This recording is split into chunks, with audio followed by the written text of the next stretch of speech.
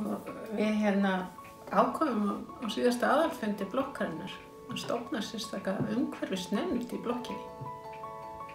En við náttúrulega vitum að þessa vitundavakningu í samfélaginu okkar og bara allan heim, varðandi bara framtíð okkar sem mannkyns, hún veltur bara á því að við göngum vel náttúruna og jörðina okkar og við verðum að gera eitthvað í málinu, við verðum að temja okkur vistvænni lífsstíl.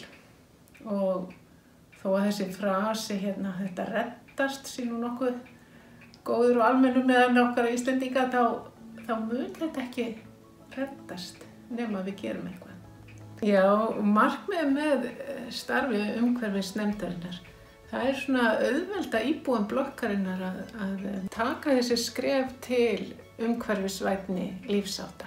Við byrjuðum á því að leggja áherslu á sorp- og úrgangsmálin og að hjálpa fólki við að flokka og leiðir í þeim efnum. Og svo erum við með safnhaug líka þannig að við höfum möguleika á að safna lífrænum úrgangi og breyta honum í moltu sem er náttúrulega ákaflega jákvætt fyrir gróðurinn og í því samhengi er hægt að nefna að við erum með svona litla tilraun, við erum með matjurtakassa með kryddjurtum í garðinum.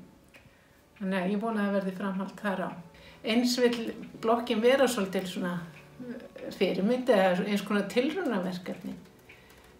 En erum við með heilt samfélag fjölbýlishús, 31 íbúð og það hlýtur að smita ennþá meira út frá sér en það sem að einstaklingur gerir.